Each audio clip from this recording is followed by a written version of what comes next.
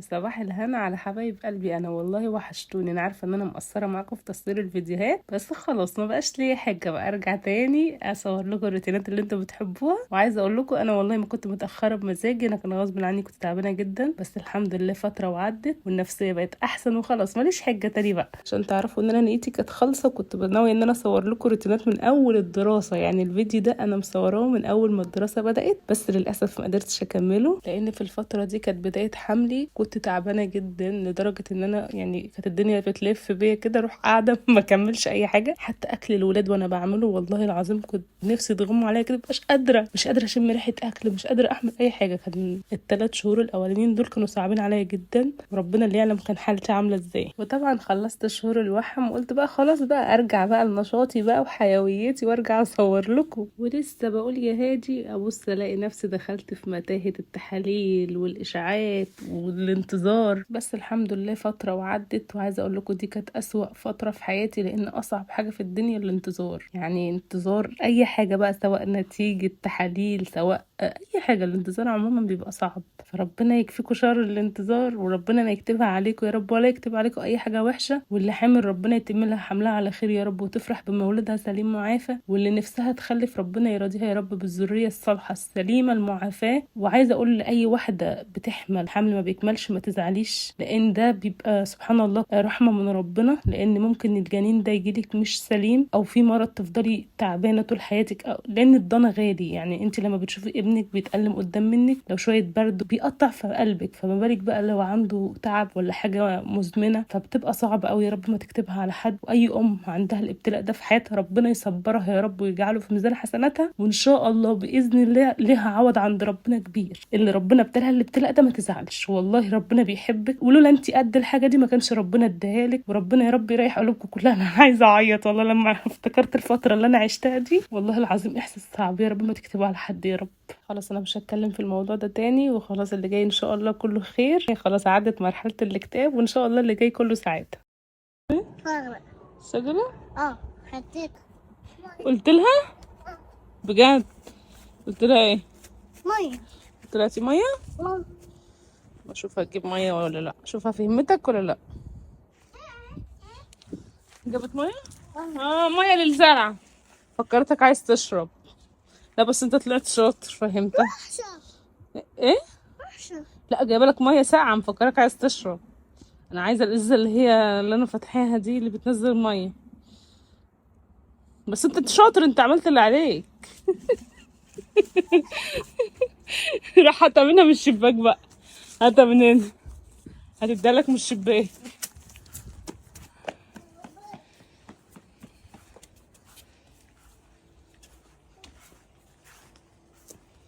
شاطر يا اوس. دي فيكي دي كانت في مصر.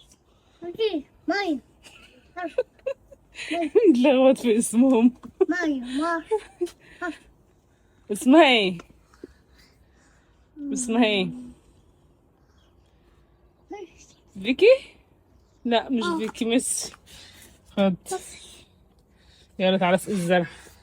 لا ثانكيو.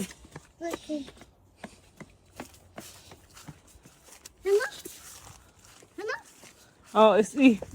بص اللي هيزرع المانجا عشان لما تكبر يبقى لا خليها متغطيه، ما هنا فاتحاها. بص على التانية بقى، على كل. شاطر يا جدعان، انا قلت لكم مين الشاطر ومؤدب وعسول. ربنا يحميه يا رب. دي فيها ميه. ايوه حطي على دي، على دي، مع ان شكلها ميته. في واحده هناك اهي ممكن تطلع. الزراعه بتتعب صح؟ خلاص. تستكفيك على كده. هتكمل انت. خد ده. يا دي اغسل ايدك. قلدني في كل حاجه، نزل ايدك. يلا تبقى بقى تكبر ممكن تطلع مانجا. شايفين بعد ما جنن حمزة على لبس سبايدر مان وما كانش عاجبه، دلوقتي بقى لابسه لنا ليل مع نهار. بس الحمد لله اقتنع ان سبايدر مان شخصية وهمية، وان هو ما بيطيرش، وان اللبس ملوش علاقة بالطيران. فهم لما بقى يستخدمه وعارف ان ده خلاص لبس زي اي لبس، بس هو بيلبسه عشان بيحب. في اليوم ده بقى حمدي راح يزور اصحابه وبيقضي معاهم يوم حلو كده، فانا بستغل الفرصه دي ان حمدي مش في البيت وبجيب اصحابي يقعدوا معايا، عشان برضو كان بقالي كتير ما خرجتش معاهم، لان من ساعه الحمل وانا مش عارفه اخرج ولا اتمشى ولا عارفه، موقفه حياتي كلها. الحمد لله هما بقى جم قضوا معايا اليوم. طبعا عملت لهم فطار بسيط كده وخرجنا قعدنا والولاد لعبوا وقضينا يوم جميل مع بعض. وطبعا بيمشوا قبل الدنيا ما تضلم، هم قريبين مني يعني حواليا جيراني، لازم يمشوا برضو، ما بيمشوش بالليل، بنقضي اليوم سوا مثلا، وقبل المغرب قبل الدنيا ما تضلم يكونوا مروحين بيوتهم. طبعا بقى عشان اللي جوزها جاي من الشغل، وطبعا احنا ما بنعملش القعده دي على طول يعني، كل فين وفين، بس بتبقى قعده حلوه يعني، والولاد بينبسطوا وبيلعبوا سوا، فبنقضي يوم حلو. لو مش عندي بيبقى مره في جنينه او في اي حته، المهم ان احنا نتقابل ونقعد كده مع بعض قعده حلوه. واحلى حاجه ان كل واحده من دوله مختلفه، يعني عندي اللي من سوريا ومن الاردن ومن فلسطين ومن السودان ومن المغرب ومن الجزائر والعراق والكويت، كذا دوله، ومن ليبيا. كل واحده اتعلمت منها حاجه، ده غير التركيات بقى وجمالهم. انا عايزه اقول لكم والله الناس اللي بتقول الاتراك عنصريين، والله ما كلهم، فيهم ناس طيبين جدا وفيهم ناس زي العسل وتحسوهم ان هم شبهنا كده يعني. اتعلمنا حاجات حلوه يعني من بعض، ودي احلى حاجه، ان انت تتعرفي على ناس كتير من كذا دوله، تحسوا كده ان كل بلد ليها طباعها وليها ثقافتها، فبتبقى حاجه حلوه ان هم يعرفوا طريقه مثلا اكلنا وانا اتعلم منهم حاجه يعني. كل بلد واكلها مختلف سبحان الله، مع ان نفس الخضار بس كل دوله وليها طريقتها. احط لك عسل، عايز ايه؟ جبتي عسل؟ جبت عسل. يا رب بقى تسيبني احط لك الفطار عشان اخلص اللي ورايا، عشان الشغل كتير قبل ما اخواتك ما يجوا من المدرسه، عشان هيجوا برضو جعانين. بس فاهدى عليا كده واصبر شويه. بس هحط لك عسل على طحينه. عسل ده جاي من مصر يا جدعان، بصوا عسل مصر. ماما ايه ماما ماشي. هاخد يونس زي حمدي بيحب العسل الاسود على الطحينه. هات طبق يا اوس. لا صغيره. شاطر. هات يونس ده شاطر قوي عسول. يلا حطيت له شويه، قد ايه؟ شويه صغيرين خالص، شويه طحينه عليهم. امسك بقى كده اهو، عسل على طحينه اهو. حطيت لك شويه صغيرين عشان على قدك، عشان انا ما باكلش العسل على الطحينه. ما قلتلكش عيش بلدي، العيش البلدي خلصان. حط بقى واقعد كل، متوسخش الدنيا. ماشي شاطر يا اوس. اوس ده عسل، وبصوا ما بيبقعش خالص. ايه حطيت ايه؟ لا ما فيش فيه حاجه، لا انت قطعه وكل غمس بيه، ما حطيتش حاجه. انت غمس، قطع وغمس بقى من هنا وكل. ايوه كده زي العيش، عامله معامله العيش البلدي، فلما انا وابوك نغبس. خلصت اكل؟ شاطر. وصلت بقك كمان؟ سيبه انا هلمه. انا هلمه. حضرت فطار انا كمان اهو. قطعت شويه سلطه كده، افوكاتو. شاطر يا اوسي، برافو عليك. جزر وخيار وطماطم ونص افوكاتو مع شويه كده رشه اسمها ايه، حبه البركه، مع حته جبنه ودبل. بحب اعمله كده. حاضر هنضفه. احط البيض ايه زي ما هو، واروح قلبه بيبقى بالشكل ده، بس الفار مش مستوي قوي، وارش عليه الملح والفلفل. طبعا مش عايزه اكل فينو، لقيت عيش تورتيه، كنت نفسي الاقي عيش بلدي بس خلصان. هتاكل معايا؟ ماشي. هو هيشاركني في الاكل بتاعي عشان هو موسى بيحب يشاركني، ناكل سوا انا وهو، وبعدين انضف بقى. ناكل مع بعض. ماشي. وريني بيوريكوا الصفار بحبه نص سوا كده. دهولت هدومك وانت لسه مستحمي. يلا كل. بسم الله. حاضر شايفه والله بعيني. متعرفش تقعد ساكت. اكلك انا؟ اكل انا. حطيت جبنة ده؟ حطيت جبنه من ده. يا لهوي على هدومك، ده انت اكلت بهدومك. حرام عليك، لسه مغير، لسه مستحمي. والله حرام عليك. طب كل، انا ساكته اهو. هات الشوكه عشان اكل سلطه. نحط عليها زيت زيتون بس ما برشش عليها ملح، ما بحبش على السلطه ملح، بحب اكل الخضار زي ما هو كده. بهاكل. جميله السلطه جميله. بهاكل. اسكت عشان تاكل. انت ما بتعرفش تاكل وحد بيتكلم جنبك. حاضر انا ساكته اهو.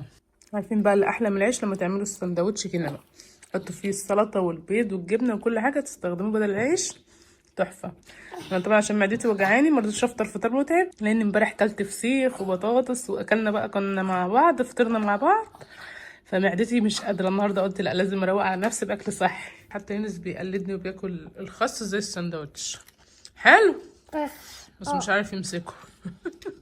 قرب من طب ايوه كده. يعني انت داول الدنيا كويس ان احنا فطرنا قبل ما نروق. حلو بألف هنا يروح. شبعتي يا حبيبي؟ طب كل بألف هنا. انا خلص شبعت الحمد لله. هشيل بقى بقية العسل والفينو ده، خلاص دول هيترموا عشان كده ما كترتلوش. ونبدأ بقى المعركة. جاهز للمعركة؟ جاهز للمعركة. شاطر يا حبيبي. روح بقى ايه غير هدومك تاني، اقلع الهدوم دي وانا هشيل الاكل. شايفين بقى يونس شطور وعسله بيغير لنفسه ازاي. يونس ده مسكر. انت بتمشي مش هتثبت. مش هتثبت. شكلنا هنصحي حمدي عشان يقول لنا فين مكان الحاجة. بص بقى لي قد ايه. مش هتثبت. اثبتي بقى وحياة امك. بتمشي. ما شاء الله بيعتمدوا على نفسهم عيالي من صغرهم، ودي احلى حاجه. يعني هو بيستحمل لوحده وبيعمل حمام لوحده كل حاجه، بس البامبرز ده بيبقى احتياطي برضو عشان ممكن في مره ما يلحقش نفسه. اقلع.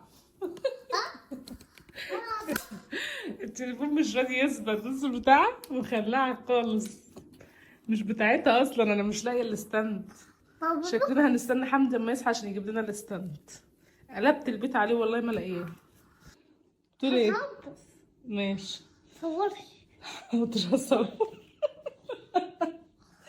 هو عارف ان احنا بنعمل لكم روتين، ويوم الروتين ده بنصور لكم كل حاجه. فهو دلوقتي هو بيلبس البنطلون بيقول لي صوري، وانا بسمع الكلام وبصور. النهارده الفيديو ده برعايه يونس. يونس المخرج هو اللي بيعمل كل حاجه. مخرج؟ لا صح، انت بتعملش حاجه غلط يا اسطى. برافو عليك. لسه ما اتعدلش. اعدله.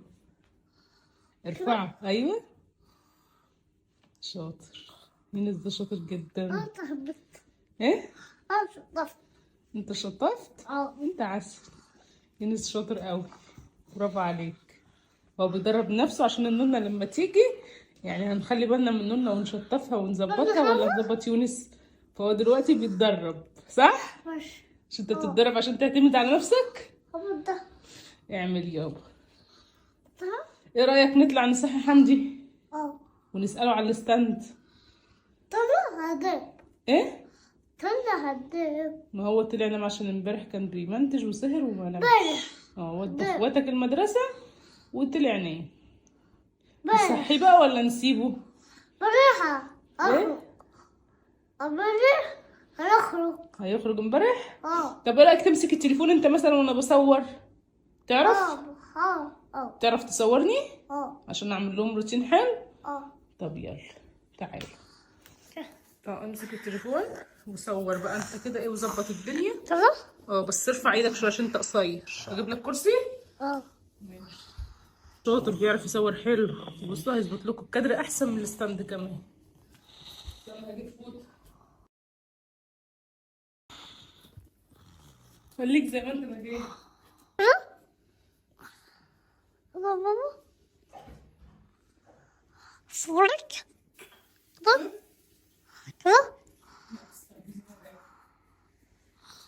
ندور على الستاند. طف. طف. بكر. خش. انا صور كده. ما انت مش ظابط الكادر. انا صور كده. ما هو انت مش ظابط الكادر. اصبر لما حمدي يصحى ونشوف الستاند. عايز تصور مني؟ طيب ما انت مش ظابط الكادر. اعمل لك ايه؟ ما انا اديتك فرصه. هطلع اشوف الستاند واصور لما حمدي يصحى.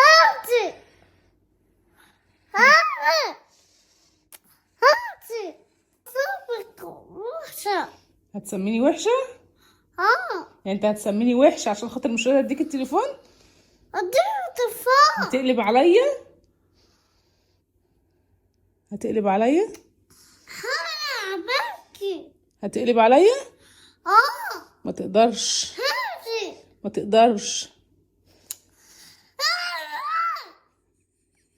على طول انا وهو نقر ونقر مع بعض، ما اعرفش عايز مني ايه الواد ده. بس حتى كوبايه الشاي بتاعتي مش مهنيني عليها، باركولي صح. مش انا بطلت القهوه ام لبن وبقيت اشرب شاي بلبن. يعني انا حاولت اعمل حاجه صح في حياتي، ان انا ابطل الحاجه اللي بتاذيني، غيرت من قهوه لشاي. وهي المشكله اصلا في اللبن، بيتعب لي معدتي، والمفروض ان انا ابطل اشرب اي حاجه فيها لبن، بس للاسف بقى ادمان عندي. بس بحاول اقلل منه على قد ما اقدر برضو. عايزه اقول لكم يونس قاعد جنبي دلوقتي ومكسوف يكلمكم. بقول له كلمهم يا يونس، يقول لي لا اتكلمي انت. مش انت مش هتكلمهم؟ اه قول لهم ازيكم عاملين ايه. من عاملة ايه؟ شفتوا يونس شطور ازاي؟ مش انت بتخش تستحمى لوحدك اه وتخش تعمل حمام في الحمام؟ عايزة اعمل حمام. مش وقته يعني، انا بسجل لهم الفيديو. انا عملت حمام. شاطر. انا عملت حمام. عمل حمام وبيستحمى لوحده، بس طبعا بكون قريبه منه. انا عملت حمام. ماشي، وانت بتعرفهم ليه؟ انا عملت حمام. خلاص هم عرفوا. هو يونس طيب جدا وبيحب يقول لكم على كل حاجة، يعني أدق التفاصيل بيحب يحكيها لكم. والحمد لله ده كده بعد العملية. لو تاخدوا بالكم في الفيديو نفسه ما كانش قادر يتنفس خالص. اللهم لك الحمد، بقى احسن بعد عمليه اللوز. بعد ما عملها طبعا تعب وغلبنا، بس الحمد لله فرقت جامد معاه بالذات في النوم. محمد عايزه برضو اعمل له نفس العمليه دي. انا ما كشفتش عليه لسه، بس نفس الدكتور قلت له انا الدكتور ده خلاص احنا قطعنا مع ابونيه. العيله كلها عملت عنده اللحميه واللوز. لا هو دكتور شاطر الحمد لله، والمكان مش بعيد علينا، بنرتاح في المكان ده. فان شاء الله هعمل لمحمد برضو العمليه دي، بس في الاجازه بقى، في اجازه المدارس، لان برضو نفسه بيتعبه. وامنيه حياتي بقى ان انا ارتاح لدكتوره نسا او دكتور نسا هنا. يعني بجد لغايه دلوقتي انا بقالي قد ايه اهو حامل بروح اكشف. وعايزه اقول لكم ان المستشفيات الحكومه هنا الخدمه فيها اكتر من روعه. يعني التحاليل اللي انا عملتها وكل اللي انا عملته ده كان تبع الدوله اصلا، ما دفعتش فيه تعريفه، مع انها حاجات غاليه جدا. بس الدوله بتبقى يعني بتهتم قوي، وبالذات اللي معاه جنسيه. في اي حاجه في الحمل من ساعه ما حملت كل حاجه متابعه، كل حاجه مجانا. ده غير بقى دكتور العيله اللي هو بيهتم بقى بالتحاليل الشهريه والتطعيمات وكل حاجه، وبيهتموا قوي بالتفاصيل لدرجه ان هم بيقلقوا اللي قدامهم وعايشوني في رعب. بس ده ما يمنعش برضو ان لو لا قدر الله كان في حاجه كان هيفرق ان هم يعرفوني، ابقى مستعده حتى نفسيا. اللي عايزه بتجهض لو لسه مثلا الروح ما نزلتش في الجنين وحبت تعمل اجهاض، حتى لو الروح فيه وكبير برضو ينفع ان هي تعمل اجهاض. وده طبعا بيبقى قرار راجع للاهل، يعني الدوله ذات نفسها اللي بتعمل لها الاجهاض ده، فبتكون حاجه متاحه. يعني غير في كذا دوله تانية بيبقى الموضوع ده ممنوع، ومش اي دكتور يعمل الكلام ده. فهنا في ثقافتهم لان الام معاها حق ان هي توافق او ترفض، الام والاب طبعا. فهو بيبقى موقف صعب، ربنا ما يكتبه على حد يا رب. هو انا مش قلت مش هتكلم في الموضوع ده تاني؟ بتكلم ليه معرفش. هيفضل الموضوع ده شاغلني لغايه اما ولدت. والله العظيم ربولي رعب فظيع. فخير باذن الله، مش هتكلم تاني فيه وهشيله من دماغي خالص. بس يونس بقى مجنني، بيفضل قاعد معايا في الفتره اللي اخواته بيكونوا فيها في المدرسه. هو اللي بيونسني صراحه. يونس اسم على مسمى، هو الونيس بتاعي. يفضل قاعد كده كل شويه يناول لي حاجه، يا عايز حاجه، رايح جاي. وحمدي طبعا بيكون نايم لان بيودي المدارس الصبح، ما بيبقاش واخد كفايته في النوم حلو لانه بيسهر، لان اغلب شغله بيكون بالليل، والمونتاج برضو بيعمله بالليل، فبيضطر ان هو يسهر بقى، فما ياخدش كفايته في النوم. بقعد فتره كده انا ويونس الصبح لوحدنا من حمدي الصاحي لسه بجيب في سيرته. كاميرا، بقول لك الكاميرا. ما اعرفش اللي فيه كاميرا، بتفاعل بطبيعتي ما اعرفش.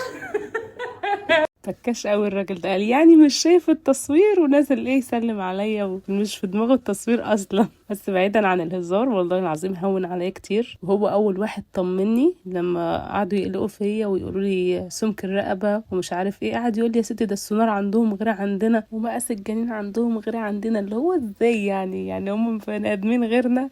هو قصدي يعني ان حجم الاطفال عندنا ممكن يكون اكبر، فيديهم ايحاء ان في مشكله قبل العمر. يعني هو اصلا الموضوع ايه، ان هم بيقيسوا سمكه الرقبه، فاللي هو اسمك من العمر اللي المفروض هو عليه دلوقتي. يعني فرق اختلاف مقاسات. هو عايز يوصل لي ان ايه المقاسات عندهم غير عندنا. اللي هو ازاي يعني؟ هي جزم ولا شرابات ولا هدوم؟ ازاي في فرق ما بين الدول في مقاسات الاطفال؟ اكيد ده علم عند الناس كلها. والاجهزه دي اصلا مش تبع دوله معينه، او كل دوله بتصنعها على حسب المقاسات اللي عندها. فصراحه ما كنتش مقتنعه بكلامه، وكنت حاسه ان هو بيهون عليا يعني عشان ما ازعلش واوهم نفسي واتاثر، لان الزعل اصلا بيأثر على الحمل. وانا كنت بعيط كتير جدا ساعه ما سمعت الموضوع ده، وانا كنت بعيط بس ما عملتش حاجه غير اني بعيط وخايفه مرعوبه. ما تقلقوش، ده حمدي بيلعب بلاي ستيشن مع الولاد جوه، بس الصوت ضحكته عليه. فعادي لو سمعتوا اي زعيق او اي ضحكة او اي هيصة مرة واحدة، ده الطبيعي لما بيكونوا بيلعبوا يعني. بس خلي في علمكم محمد وبلال جامدين بيكسبوه، يعني ممكن يكسب اصحابه بس يجي عند عياله وعياله اللي يكسبوه. مش بالسن، هي اللعبة مش بالسن. عايزة اقول لكم بقى ان انا كل يوم بعمل حتة في البيت، يعني مثلا النهاردة نظفت المطبخ تنظيفة حلوة، بكرة بقى انضف الريسبشن تنظيفة حلوة، وبعد انضف الأوضة التانية، وهكذا. يعني في الحمل بشتغل على قد صحتي وعلى قد مجهودي. طبعا الولاد بيجوا يساعدوني، وهي ماشية بقى لغاية اما الاقي واحدة كويسة زي اللي كانت عندي، لان انا جبت كذا واحدة وما ارتحتش معاهم. يعني ممكن تبقى واحدة بتنظف حلو بس ما ترتاحش لاسلوبها، ممكن واحدة تكون اسلوبها حلو بس ما ترتاحش لتنظيفها، ممكن تبقى اسلوبها حلو وتنظيفها حلو بس للاسف مكانها بعيد فالمشوار صعب عليها، فبتبقى تفاصيل كتيرة بقى، صعب انك تلاقي واحدة مظبوطة او ظروفها سامحة لظروفك، فدي بتكون صعبة بالذات في تركيا. طبعا غير دول الخليج ومصر الموضوع سهل جدا وفي كتير، وما شاء الله بيبقوا اختيارات كتير. في تركيا لا، الاختيار قليل جدا، وبالذات لو انتوا مش قاعدين في اسطنبول، لان في اسطنبول في عرب اكتر، ففي الموضوع ده موجود اكتر. انما الاغلب هنا اتراك اللي عايشين حوالينا، فمش بيحتاجوا قوي الموضوع ده، مش في ثقافتهم. ولو واحدة اشتغلت الشغلانة دي تركيا بيكون ليها تأمين وبيكون ليها عدد ساعات شغل زيها زي اي وظيفة، ما عندهمش حتة ان هي تبقى مقيمة او الكلام ده، يعني النظام عندهم مختلف شوية. فانا جنبي كذا واحدة تركية، لما بحتاج حد يعني ينظف تنظيف عميق وانا تعبانة، وطبعا الاولاد مهما كان مش هيقوموا بدوري، فبجيبها ما شاء الله بتجيلي بسيارتها، بتيجي هي وصاحبتها ينظفوا لي البيت في يوم واحد. لو هي مثلا هتيجي لوحدها بتنظف البيت على يومين بس. عايزه اقول لكم تنظيف الاتراك صراحه تحفه، بيمسكوا البيت بقى ازاز وارضيات وكله، يعني مش تقولك انا هنظف وتعمل كده من على الوش وخلاص، لا، ما عندهمش اصلا. هم في بيوتهم اصلا اغلبهم عندهم نسبه كبيره من الستات بتوع من الشبابيك من كتر ما هم بينظفوا الشبابيك من بره. انتوا متخيلين؟ يعني الازاز من بره بيتشعلقوا كده، تلاقوا يعني في الشوارع بتاعه تركيا وانتوا ماشيين تلاقوا الست واقفه في بلكونتها عماله تتشعلق وتنظف من بره ومن جوه. فهم صراحه في النظافه يعني ما شاء الله عليهم نضاف جدا. فانا بخليها وقت ما اكون محتاجاها، يعني مش على طول بجيبها، وقت ما يكون البيت فعلا انا تعبانه ومش قادره انظف فبروح جايبها مثلا يوم او يومين في الاسبوع على حسب احتياجي، تيجي تنظف وتخلص اللي وراها وتمشي. غير كده بقى هتلاقونا بقيه الاسبوع انا بعمل شويه، الولاد بيعملوا شويه، على قد ما بنقدر لغايه اما نلاقي واحده كويسه زي اللي كانت عندي. اتمنى الاقي واحده زيها لان كانت طيبه جدا وحنينه على الاولاد.